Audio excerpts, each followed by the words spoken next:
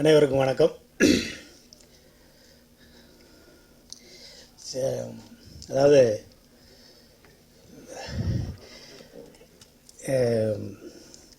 என்ன சின்ன சம்பளம் கிடைக்கும் அப்படின்னு ஒரு கம்பெனி போவோம். நீ கேட்குறத வாங்கிக்கியா அப்படின்னு சொல்லும்போது தான் கடவுள் இருக்கான் குமார். அதான் சிவா சார். அனைவருக்கும் வணக்கம். நான் சினிமாவுக்கு அசிஸ்டன்ட் டைரக்டர் வரும்போது யாரை பார்த்து அசிஸ்டன்ட் டைரக்டர் ஆகணும்னுலாம் எனக்கு தெரியாது. சினிமா கம்பெனியாக போவேன். வந்தேன், ஒரு 2 கம்பெனிக்கு போனேன். அதில் மொதல் கம்பெனி அம்மா கிரியேஷன் சிவா சார். ஆஃபீஸுக்கு போனேன், வெளியே கடந்த இந்த செருப்பை பார்த்து பயந்து ஊருக்கு ஓடிவிட்டேன். அவ்வளோ செருப்பு, வெளியே அவ்வளோ செருப்பு கிடந்துன்னா உள்ளே எத்தனை பேர் இருப்பாங்க பார்த்து. அவ்வளோ பெரிய கூட்டமாக இருக்கும். நான் ட்ரெஸ் படத்தில் பார்க்கும்போது அவ்வளோ ஒரு பெரிய ப்ரொடியூசர் அப்படிங்கிற மனசில் அவருக்கு எந்த விதமான எண்ணங்களும் இருக்காது. அவரோட படம் அரவான்லாம் பார்த்தேன். அரவானில் நடித்தேன் நான். என்னை வந்து ரொம்ப உரிமையாக பேசுவார் வைப்பார்.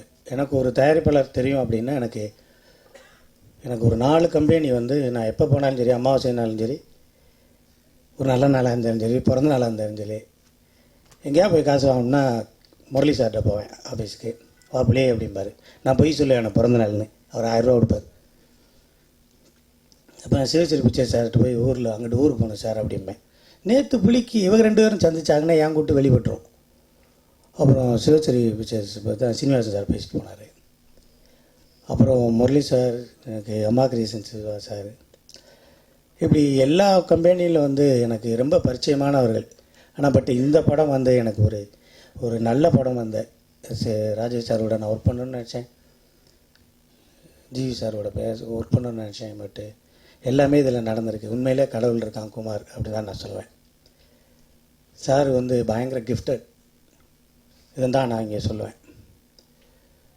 ஒரு மனுஷன் வந்து வெற்றி அடைஞ்சு 25 வருஷத்துக்கு அப்புறம் 18, 19, 20 படம் பண்ணி அம்மா அப்பாவை அந்த ஃபங்க்ஷனில் கூப்பிட்டு போய் நிற்கிறது வந்து கடவுள் இருக்கான் குமார்.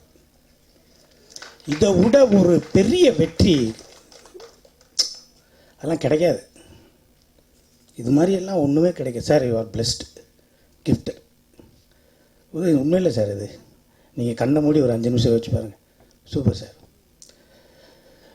ஒரு அண்ணா கயிறுக்குள்ளே ஒரு 3.5 லட்ச ரூபா அன்றைக்கெல்லாம் வந்திருந்தோம்னா விரும்பாக்க அப்படியே ரைட்லேயே வாங்கி போட்டிருந்தேன்னு என்ன ஆகிறது.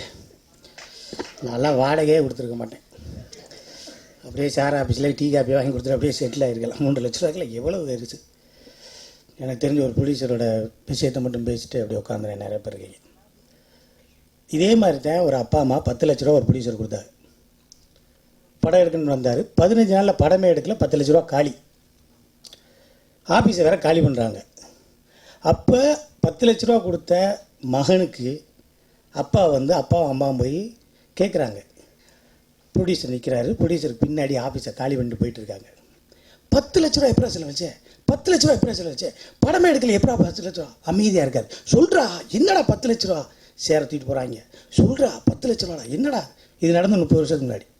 அப்போ சொல்லிக்கிட்டு இருக்கும்போது பின்னாடி அந்த வெக்கேட் பண்ணுற ஒருத்தன் இவ்வளோ பெரிய கேரியர், நமக்கு சாப்பிடுவோம்ல கேரியரு, சினிமா கேரியர் தெரியுமில்ல, அவ்வளோ பெரிய கேரியரை தூக்கிட்டு போனவொடனே அவங்க அப்பா பார்த்தார்.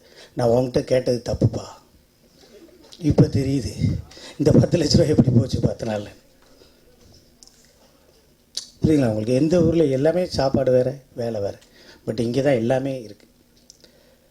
இதில் வந்து மீன் குழம்பு இருக்கும், கறி குழம்பு இருக்கும், குடல் குழம்பு இருக்கும், எல்லா குழம்பு இருக்கும், எல்லா காய்கறியும் இருக்கும். கட்டாச்சியாக சாப்பிட்டு போகிறதுல கடல மிட்டாயிலேருந்து 5 ஸ்டார் சாக்லேட் வரைக்கும் இருக்கும், எல்லாத்துலேயும் இருக்கும். இது என்னென்னா எல்லோரும் சாப்பிடுங்கிறது, பிடிச்சதை சாப்பிடுங்கிறது. ஆனால் நம்ம எல்லாத்தையும் திங்கிறது.